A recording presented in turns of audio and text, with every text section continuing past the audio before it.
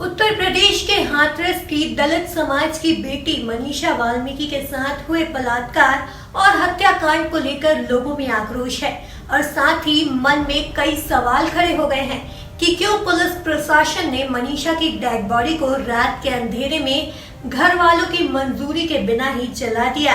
क्यों सरकार इस घटना के बाद चुप्पी साधे बैठी है?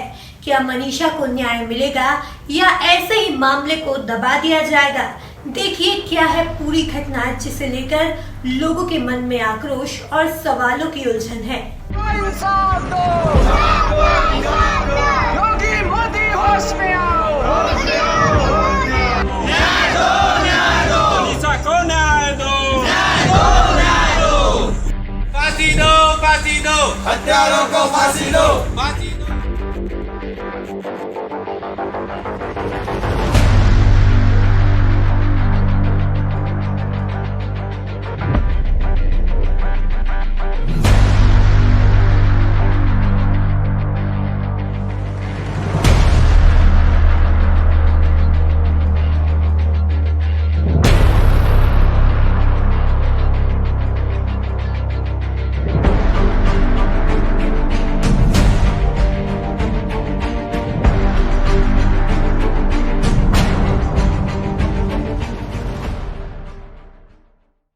आज देश में हर किसी नागरिक के मन में सिर्फ यही सवाल उठ रहा है कि उत्तर प्रदेश की बेटी मनीषा वाल्मीकि के साथ हुए घिनौने कृत्य को लेकर कोई ठोस कार्यवाही आखिर क्यों नहीं की जा रही है।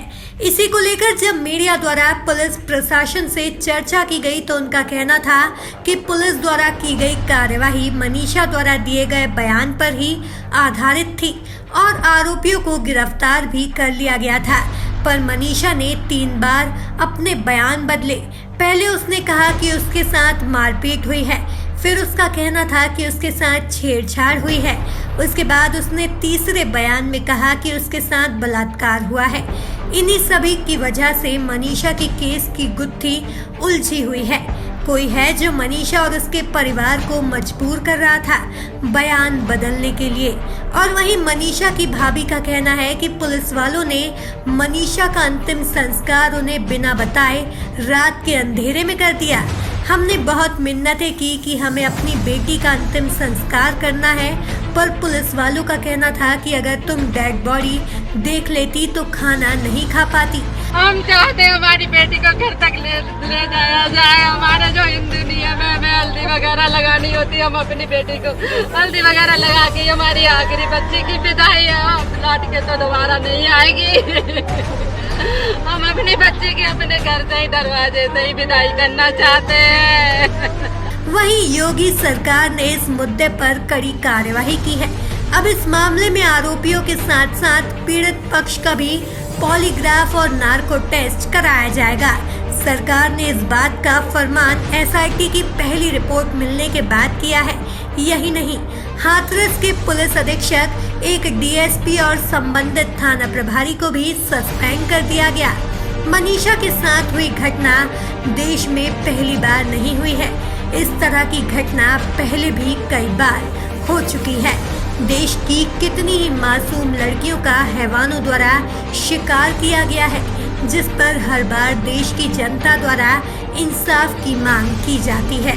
और वहीं बड़े बड़े नेता अभिनेता भी सरकार और कानून से इंसाफ की मांग करते हैं, पर बावजूद उसके हर बार एक नया केस सामने आता है।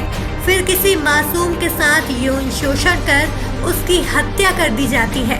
परंतु यह बेहद शर्म की बात है कि ऐसे घिनौने कृत्य को लोग राजनीति का मुद्दा बना लेते हैं, अपनी अपनी पार्टियों का बखान करने लगते हैं। नेता बस एक दूसरे पर कीचड़ उछालने में लग जाता है, पर किसी का भी इस ओर ध्यान नहीं जाता कि भविष्य में देश की बेटी को सुरक्षित कैसे रखें और युवतियों के साथ इस तरह का घिनौना काम करने वाले हैवानों को ऐसी क्या सजा दी जाए कि जिसके बाद किसी भी व्यक्ति के मन में किसी मासूम की जिंदगी खराब करने का ख्याल भी ना आए।